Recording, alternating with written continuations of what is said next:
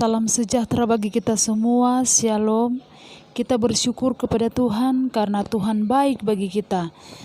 Dan Tuhan masih berikan kesempatan bagi kita untuk menghirup udara segar. Nah, sebelum kita akan memulaikan pembelajaran kita meminta hikmat dari Tuhan melalui doa. Mari kita berdoa. Bapa di sorga, saat ini anak-anak kelas 8 akan memulaikan pembelajaran.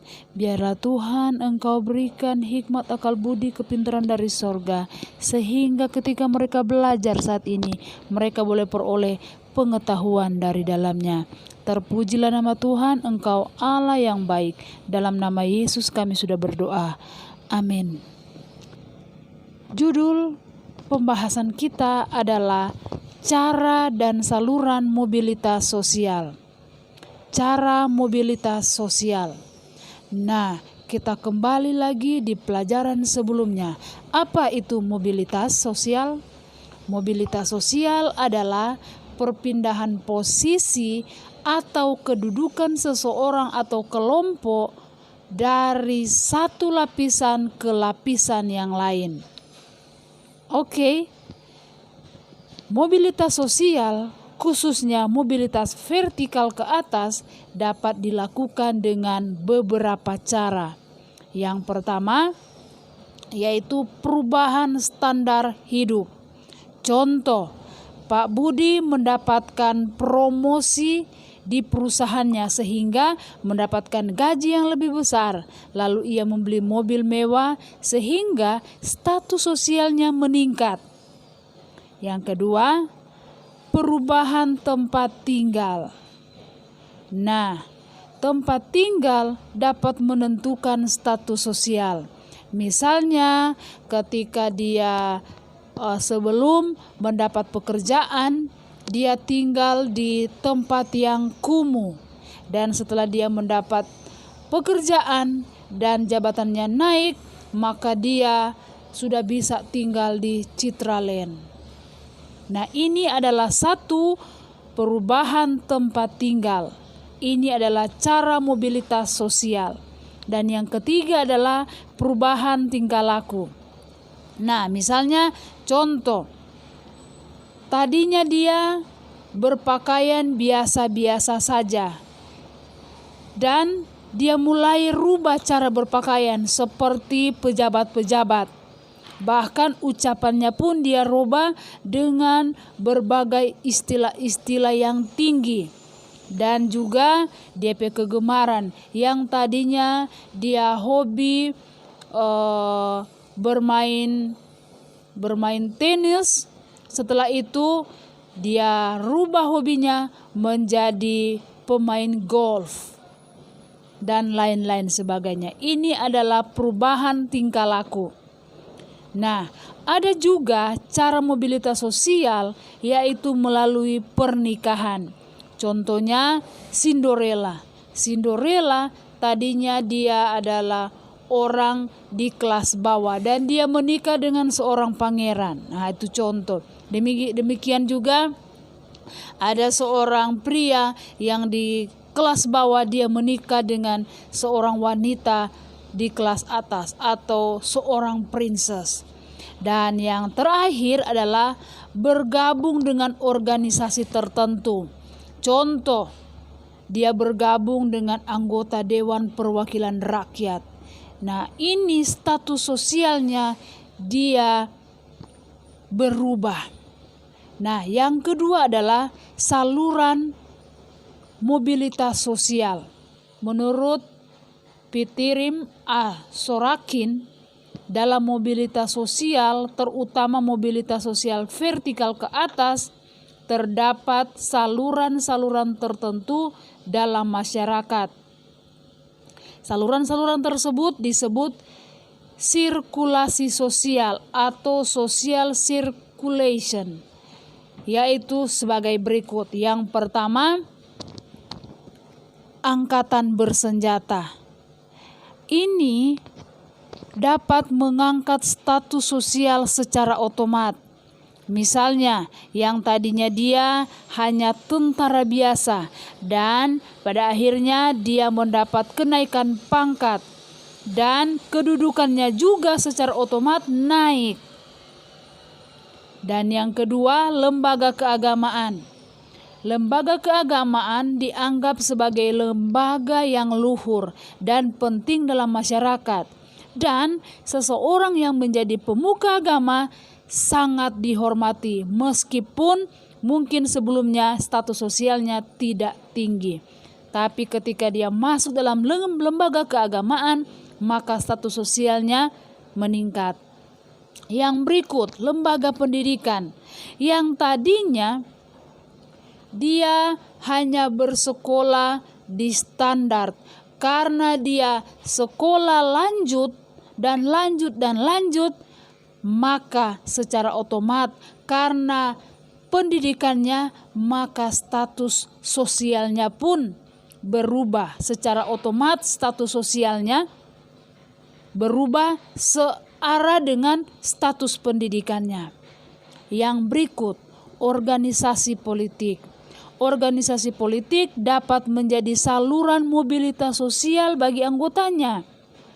Misalnya, dia tadinya rakyat biasa dan dia mencalonkan diri sebagai DPR dan berhasil. Secara otomatis dari rakyat biasa menjadi anggota DPR, status sosialnya pun meningkat. Yang berikut, organisasi ekonomi. Organisasi ekonomi memiliki peranan penting sebagai saluran gerak sosial vertikal ke atas. Seseorang dapat meningkatkan status sosial bila berhasil menjadi pengusaha swasta yang maju. Jadi ini secara otomatis. Kalau tadinya dia hanya pengusaha bakso jalanan, karena usahanya yang tekun sampai pada akhirnya dia menjadi juragan bakso atau dia menjadi pengusaha bakso sekabupaten. Ini secara otomatis dia meningkatkan status sosialnya. Dan yang berikut, organisasi keahlian. Misalnya dia masuk dalam IDI atau Ikatan Organisasi Dokter Indonesia. Secara otomatis status sosialnya dari dokter biasa dia meningkat karena adanya status organisasi atau organisasi keahlian. Yang berikut, saluran perkawinan. Sebuah perkawinan dapat menjadi saluran mobilitas seseorang yang menikah dengan seseorang yang memiliki status terpandang akan dihormati karena pengaruh pasangannya. Jadi ini saluran pernikahan dapat mengangkat status sosial seseorang atau pasangannya. Kita masuk pada dampak negatif dari mobilitas sosial. Yang pertama adalah menimbulkan kecemasan dan ketegangan. Seseorang yang mengalami penurunan kelas sosial akan mengalami kecemasan. Aneka fasilitas dan kemudahan yang sebelumnya ia nikmati tidak lagi dinikmati. Ia juga harus menyesuaikan diri dengan orang-orang di sekitarnya yang berganti baru. Adapun seseorang yang mengalami peningkatan kelas sosial dapat mengalami ketegangan antara lain karena harus mampu menyesuaikan diri dengan tentunya jabatan yang baru atau status sosial yang lebih tinggi atau yang lebih rendah. Yang kedua adalah meregangkan hubungan. Contoh, si A berasal dari kelompok petani di satu desa. Ia kemudian memperoleh jabatan di pemerintahan. Si A berusaha mempelajari dan menyesuaikan diri dengan lingkungan sosial barunya. Kelompok petani sebagai kelompok utama si A menganggap nilai-nilai di lingkungan barunya tidak sesuai dengan nilai-nilai di kelompok petani itu. Inilah yang menyebabkan kerenggangan hubungan.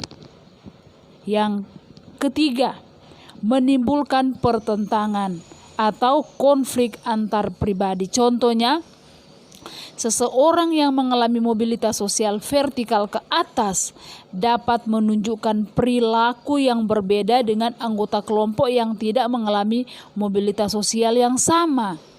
Perilaku berbeda ini dapat menimbulkan pertentangan antar pribadi. Dan yang berikut, dampak negatif dari mobilitas sosial yang keempat adalah menimbulkan konflik antar kelas. Di dalam masyarakat terdapat berbagai lapisan sosial. Contohnya, perbedaan-perbedaan kepentingan antara buruh dan majikan. Buruh antara lain ingin upah yang lebih tinggi, sedangkan pengusaha atau majikan ingin mendapatkan yang lebih besar. Hal ini dapat memicu konflik antar buruh dan majikan. Yang kelima adalah menimbulkan konflik antar kelompok. Contohnya adalah ada satu kelompok suku yang mampu menguasai perekonomian di satu wilayah. Hal ini menimbulkan kesenjangan sosial dan kecemburuan antar suku dapat timbul karena salah satu pihak mengalami ketidakpuasan.